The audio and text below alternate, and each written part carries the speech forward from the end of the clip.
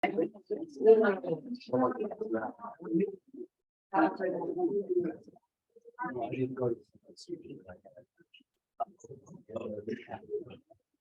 morning. The notification. Yes. Okay.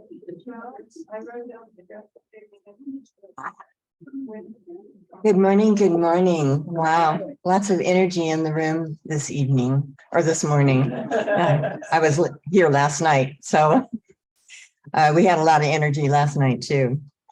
Welcome to the Positive Living Center.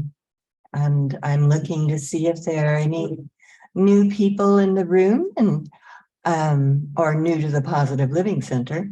And I don't see any new visitors, but welcome. We're glad you're here.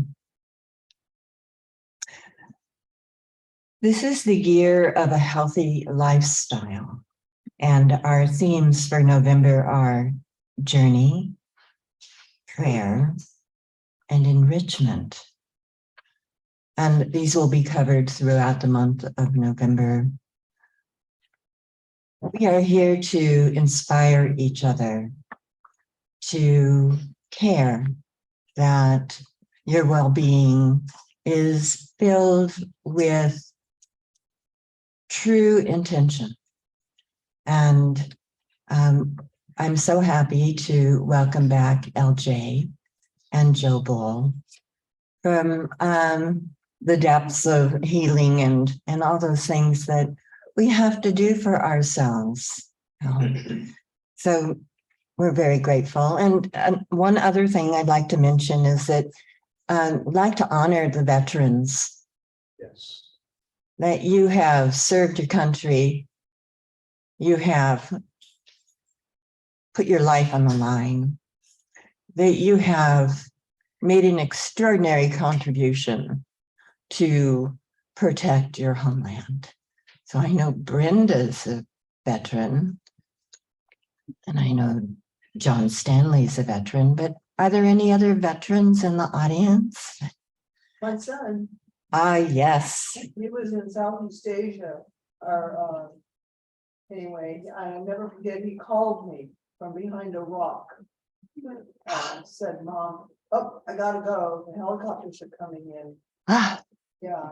Yeah. He got 2 years of medical school, for that tour of duty, but I'll never forget that call. Yes. Yes. Angela. And of course, our beloved Angelo Pizzello, the Italian stallion, who is the Marine of all Marines. Yes, we're so honored and grateful that you do what you do, because it takes courage to step up to do something you don't want to do. So thank you. Thank you. Before we start our meditation, John Lalonde will come up and just soothe the group a bit. I'm going to turn these harsh lights out.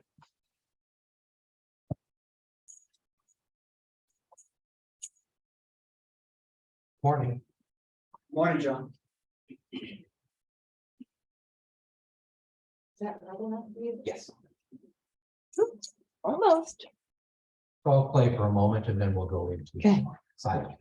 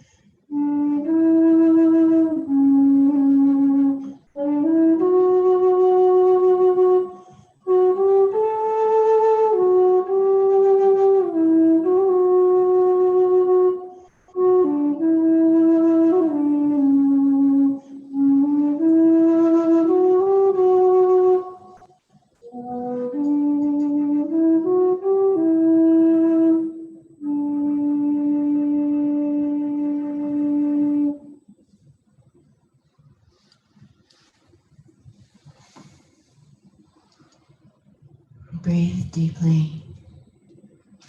Relax. Fill yourself with light, peace, calm.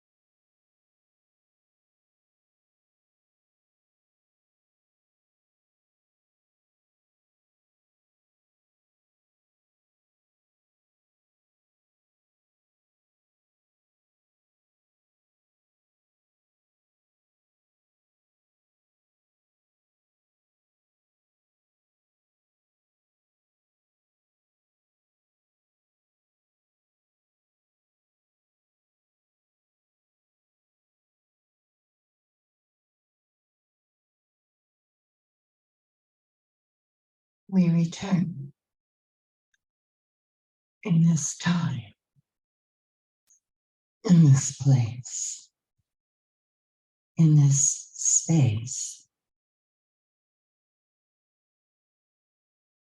where our hearts open like the petals on a flower. The petals unfold as we unfold, awakening to who we really are, to our own beauty. And as you open your eyes, there is a sense of calm, presence.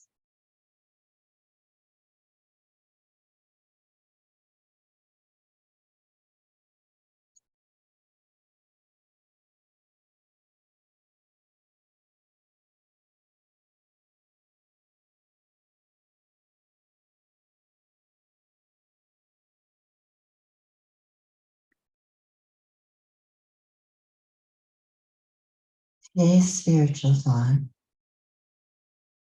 is brought to us by Joe Ball, and we welcome him.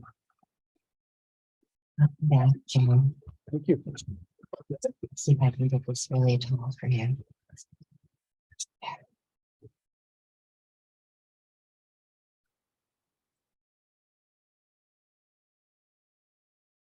It works, huh? It does. Good morning. Good morning. It's great to be back amongst the living. My wife, Lamona, and I both got ill together about 2.5 weeks ago, and we did pick up COVID. We tested for it twice. It was still positive, and then that went finally to a negative. And it's so good to be out and about again and back on the journey of life. But we just took care of ourselves. We took care of each other, and we had some neighbors bring some soups and stews by, and it was actually a really pleasant healing, actually, for us both. It's nice to have some energy back at the same time. Yes, Luana. No, you keep talking. Oh, okay. You like that better? Thank you. It was. I just wanted to talk with you just for a few minutes about our journeys that we're all on each and every day. And we know about physical journeys, don't we?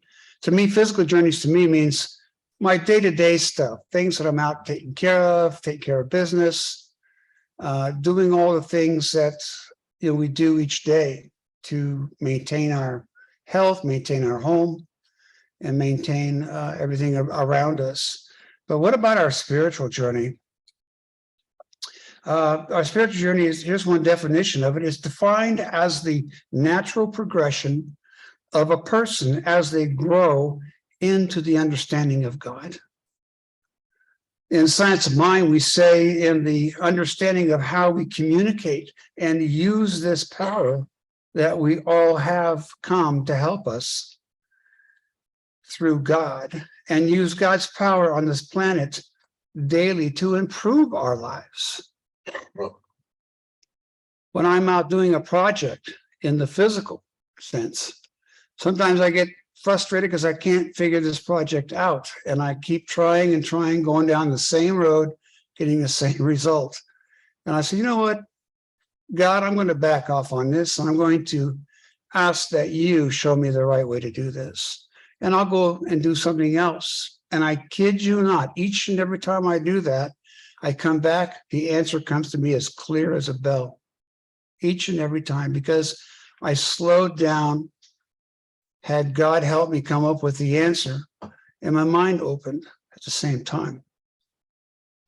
In our spiritual practices, we have learned how to use God's power for good for ourselves and others when asked to pray for someone else. We receive a lot of prayer requests through this church each and every week, and I put those out to all ministers and practitioners, and the results are just undeniably wonderful, just fantastic. And it feels good to have that prayer group around someone who needs that prayer or wants to change something in their life.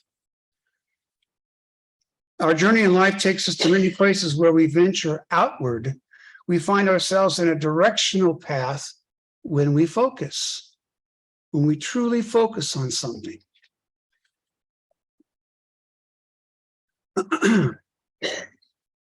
We journey daily, I think. I think every day we're constantly journeying, looking for answers to our question, using God's power to provide us with answers when we focus our attention and intention with something specific. In our thoughts, we journey to many places when meditating. I think in our spiritual practices, we're all meditating and praying. Meditating can maybe be 5 minutes or 30 minutes for us, but it gives us a chance to slow down and think and clear our minds. When we need help, direction in life, God works for us by working through us when we seek it out. The divine mind is infinite and contains all knowledge and wisdom. We know this. But before it can reveal its secrets, it must have an outlet. And that outlet is you and me. That's why God, one of the reasons why God put us on this planet. We are the outlet for God. This journey in life is happening daily with or without us. However we want to go. God waits for us and is ready to respond with us in all good times and tough times. These last 2.5 weeks, constantly talking to God about my health and getting better. And each and every day I felt that, getting stronger and stronger again. The possibilities are endless as we discover new ideas, new places, and a new us. Let us remember through our spiritual practices to pray and to meditate daily to help us open up our minds to new journeys, new possibilities. This stuff really works, folks, and I know you know it. And so it is.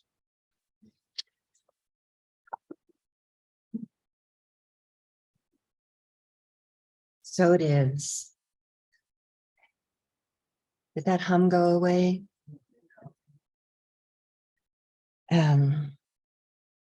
We have more music from John Lalonde, and will you be introducing your and Sherry Jones?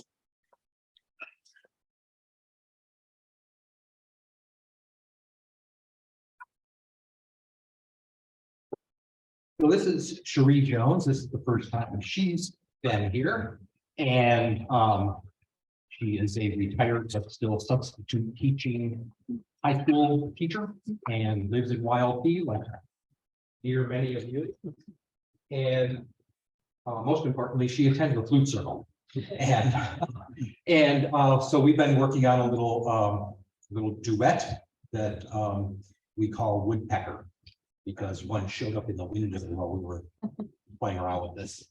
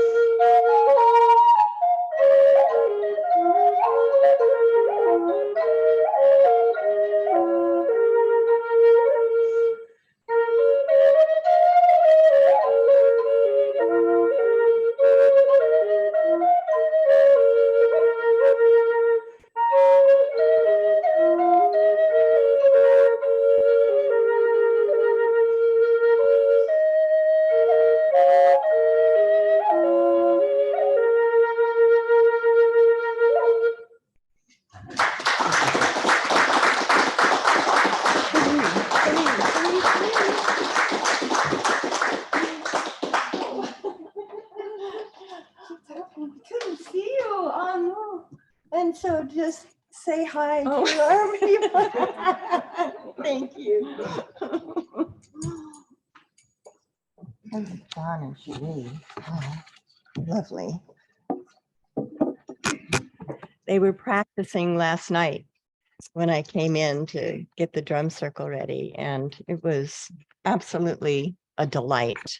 Yes.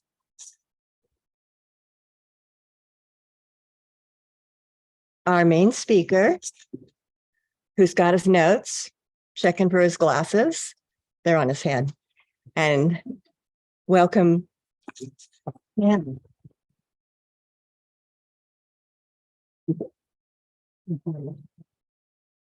Let me sit you up here. Okay. Try to make me look better. Oh, makeup. Okay, we're good. Huh? All right. Well, it's great to be here again. We do, excuse me, we do each month have 3 themes. And often the ministers talk about 3 themes, and I admire them for that. When I give my talks afterwards, it's not unusual for people to say, boy, I really enjoyed your talk, but I didn't really understand what you were saying. And I thought, well, you know what? That's with one theme. If I went with all 3 themes, we'd all be confused. I wouldn't understand what I'm saying.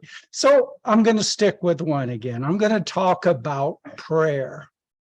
Now, prayer comes from the Latin precaris, which means to entreat or to beg. For centuries, prayer was used a lot to refer to a socially lower person begging a socially higher person for a favor. You know, some lowly person begging the king or begging the rich man for a favor.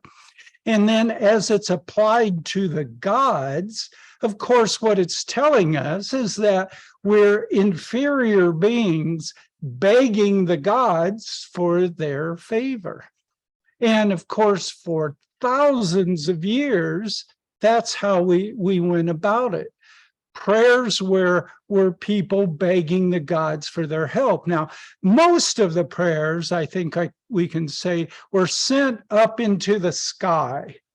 I guess there's a lot of room up there, so you can fit a whole bunch of gods. And often they're helped by smoke from burnt offerings or incense or something helping. Other prayers are directed down to the earth, sometimes with patterns drawn or powders.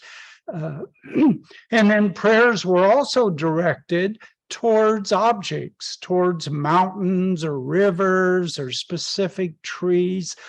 All of this attempting to get our message of what we want to the gods. Later, of course, as culture developed, prayers were to pictures or statues of the gods directly.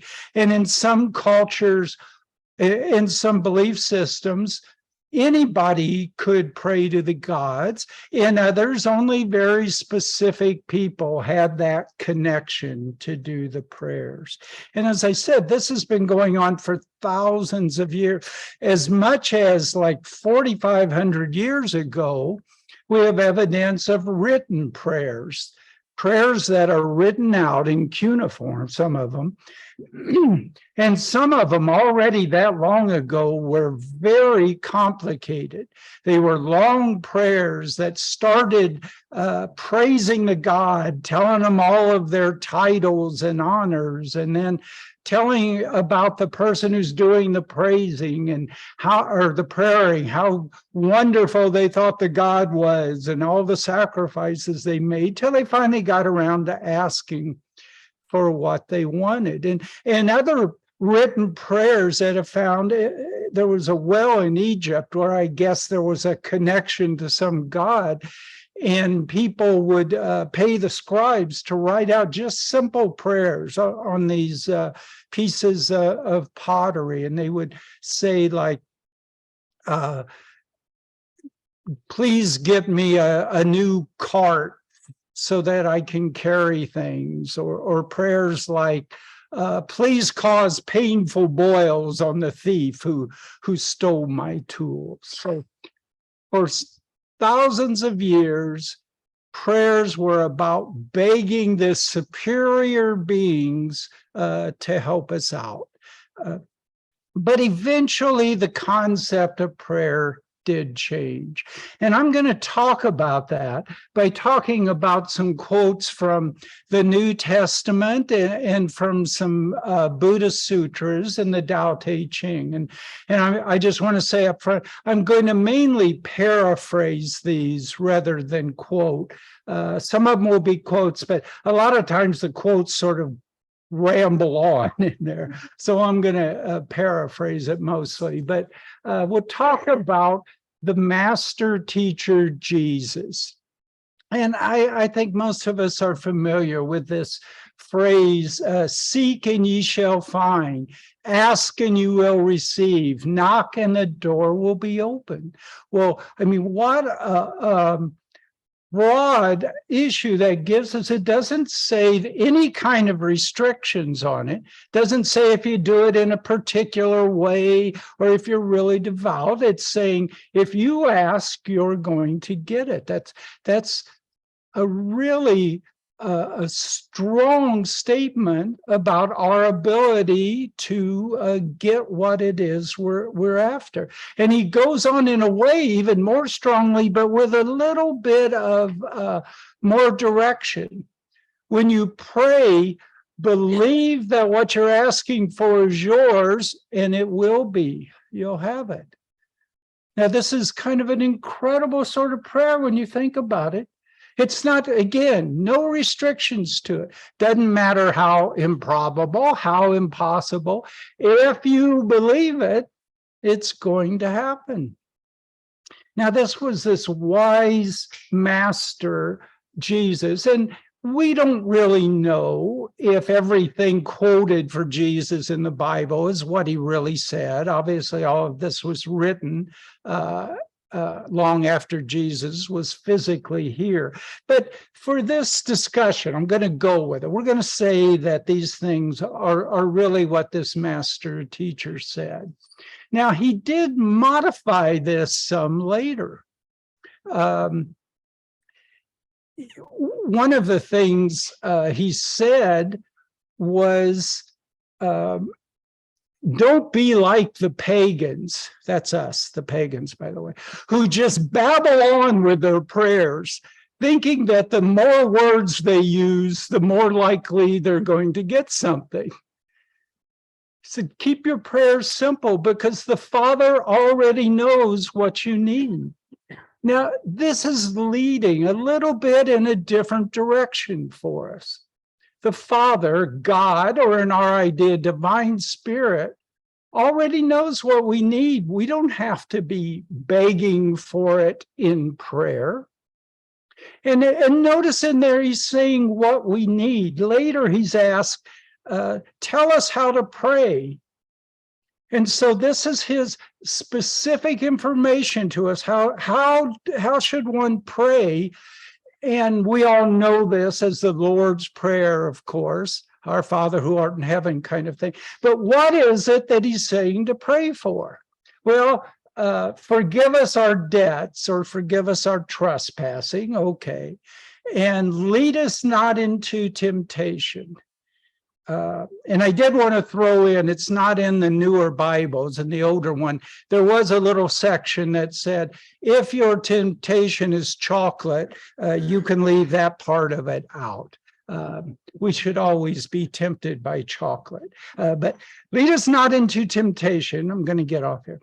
But what's the real thing he said to pray for? Give us this day our daily bread. That's it. He's not saying, make us rich, give us all things we ever wanted. Give us this day our daily bread. And So this Master Jesus is telling about a simpler kind of way to go about things. And in fact, later he makes that even clear. He's saying, why are you worried about stuff? Why are you always trying to beg God for more things? Look at the birds in the sky. They get fed. They're not after stuff all the time. They're not worried about it. Look at the lilies of the field. They're beautiful. And yet they aren't praying and begging and worrying about what they want. And so is Jesus telling us, don't pray, don't bother with that? Well, I don't think that's quite it. And he does give us one, I think, very specific guidance on what to do. Seek first the kingdom of heaven. That's a main key. Seek first the kingdom of heaven. But what does that mean to us? And let me shift there to Siddhartha, known as the Buddha, of course, and his guidance. Now, there's a sutra, and it's kind of long, and it's sort of a formula kind of thing where they repeat things repeatedly. So again, I'm going to sort of paraphrase this, but he's being asked, how do we get things that we want, these good things in life, happiness or beauty or our good religious standing? And his advice, like for happiness, is if you want happiness, don't pray for it, don't hope for it, don't pine for it. Live in the way that leads to happiness. Follow the way that leads to happiness. Now, what does that mean? Why is he saying, don't pray for it, follow the way that leads to it? If you want love, don't pray for love, don't hope for love, don't pine for love. Follow the way that leads to love. And when we talk about the way, I think, again, that leads us to Taoism. The Tao means the way. The Tao Te Ching, translated into English, has about 5,000 words. It's divided up into 71 chapters. Each chapter is just a small paragraph or two. In all of that, it never talks about praying. It doesn't tell us how to pray, what to pray for, when to pray. It doesn't talk anything about praying to the gods, asking for things. What's the advice of the Tao Te Ching? Follow the way. How do you live your life? Be humble, be caring, be quiet, fit in the way of the Tao.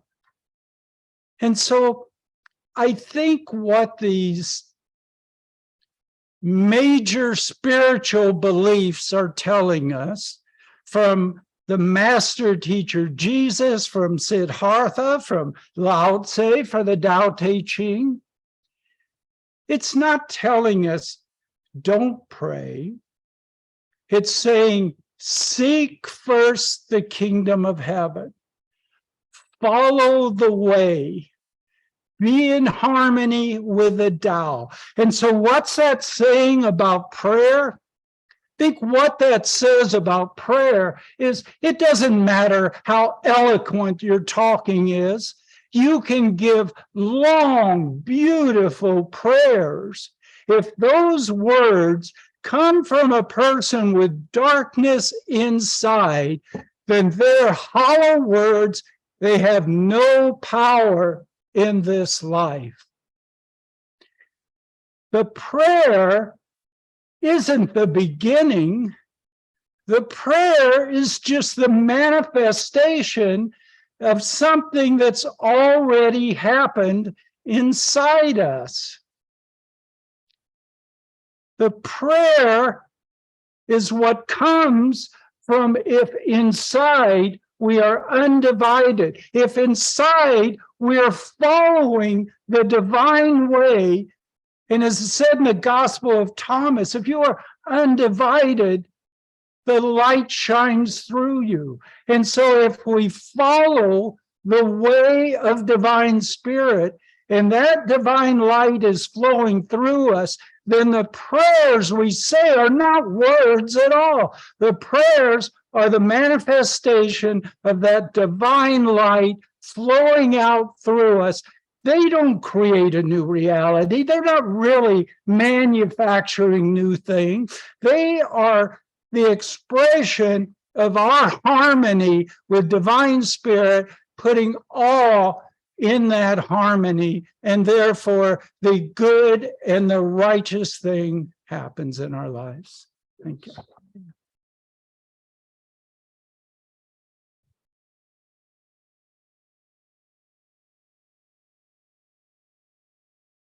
Well, I felt that. We're having some feedback here with this. Okay, let's see. Thank you, Bob Han.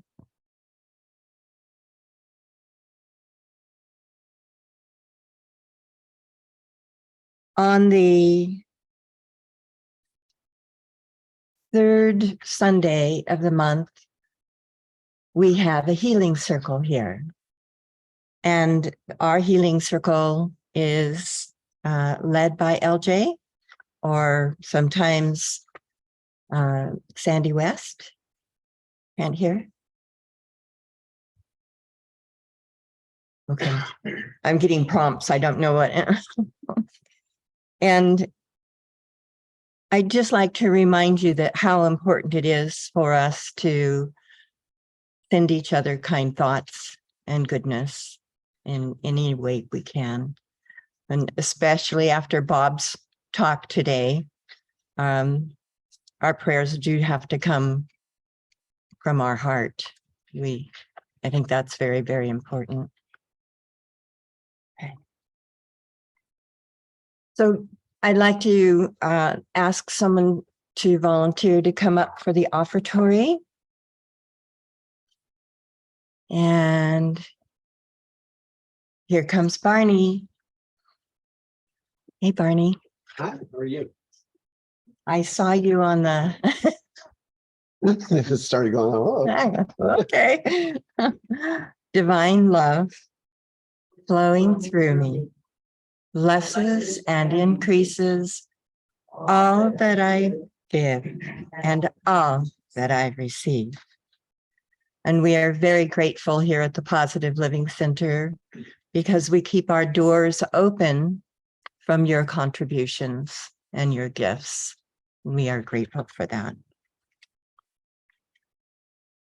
If you have any prayer requests, or if you would like to make a little note and leave it in the frog box that's in the very back of the building or at the front by the door, Joe Bull is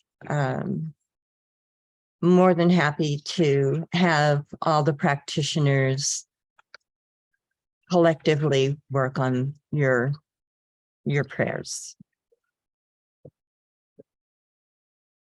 I'd like to know if there are any announcements. Oh, Brenda has an announcement coming up. Thank you, Barb. well, Thank you, everyone.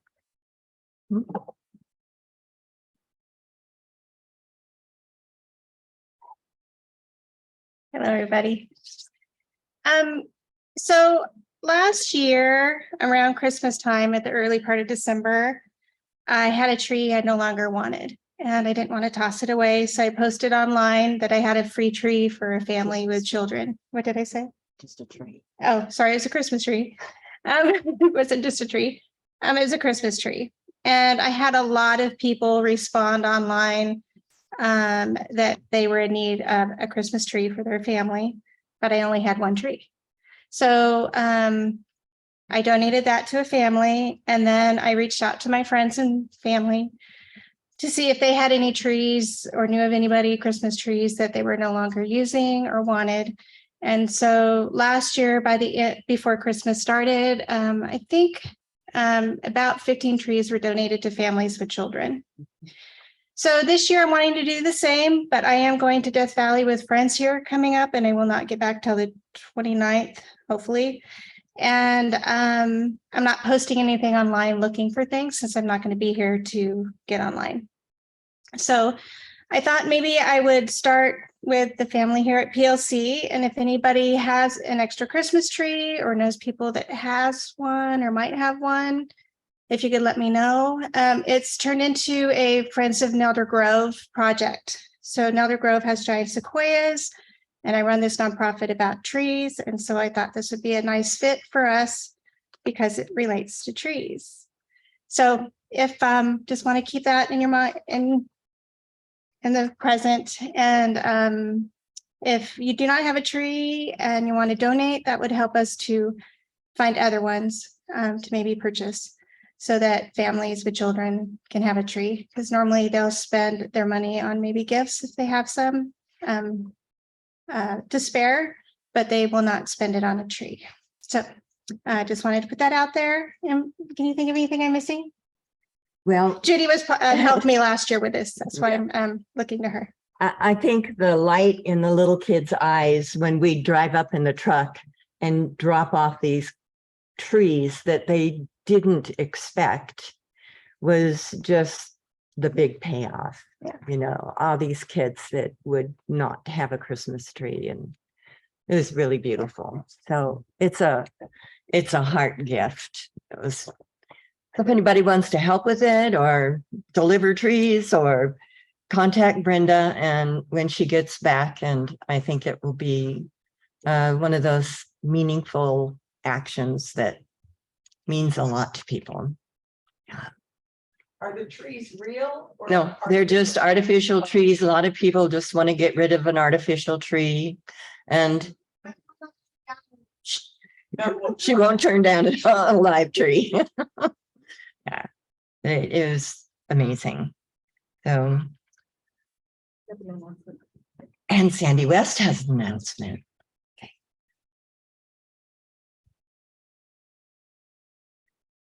A couple of things. At the PLC, we celebrate Christmas on the first Sunday of December, and we look at it as setting the intention for the whole season. So we have children's stories, we have music, we have just lots of love. So along with that, Joe Wool is looking for anyone who wants to help with the music, whether you want to play an instrument or sing a song or anything like that. And then also, we've decided this year, usually Kim decorates for us, and she won't be back until January. So this year, we're asking for donations of poinsettias, and we'd like to use poinsettias all over the sanctuary to decorate. So if you want to do that, just bring them in the next couple of weeks, and we'd be delighted to have them. Thank you. Mhm. Lovely idea. Anyone have any more announcements? No? Okay. Again, our practitioner is Joe Bull. And there's a sheet of paper that's tacked up on the bulletin board in the kitchen that has everyone, all the practitioners and ministers' phone numbers on there and emails. So feel free to utilize that, because we're here to be available. Okay. And who will be our next week's speaker? LJ. LJ will be speaking next week, which makes sense because it's the healing circle. Got that one. Okay, thank you. And if you'll join me with the prayer of protection, it's on the little card in front of you, if you have a chair in front of you. The light of God surrounds me. The love of God enfolds me. The power of God protects me. The presence of God watches over me. The energy of God is me. Wherever I am, God is, and all is well. And can I ask our musicians to come back and play? It'll be John on his solo.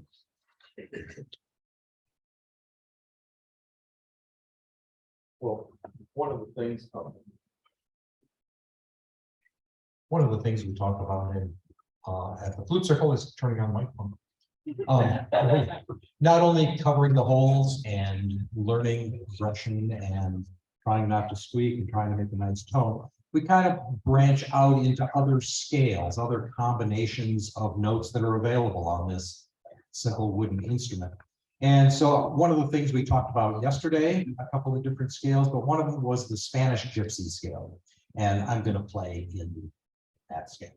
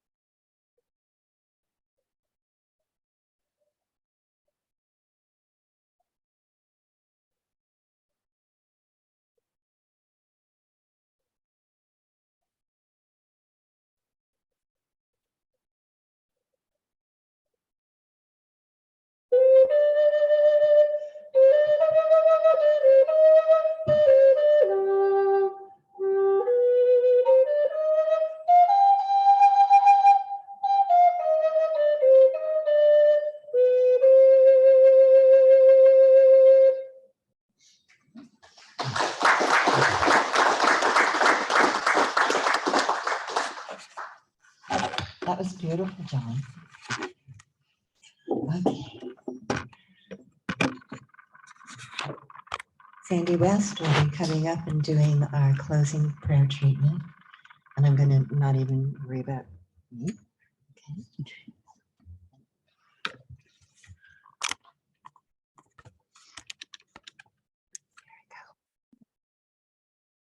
Okay. I really like the way that Bob shared that prayer doesn't have to be a lot of words. It's about the intention and the feeling.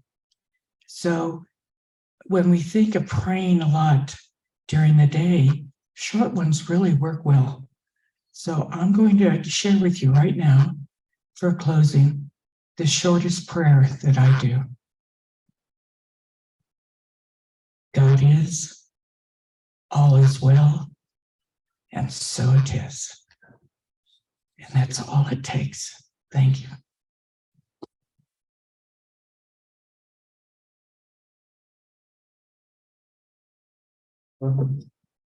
And with that, we know when we hear truth, the beauty in the voice and the heart. Thank you for being here at the Positive Living Center, knowing that when you go out in your day, you take all the love, all the beauty, and all the sharing that we've gathered here today to share. Thank you, and have a lovely Sunday. Thank you.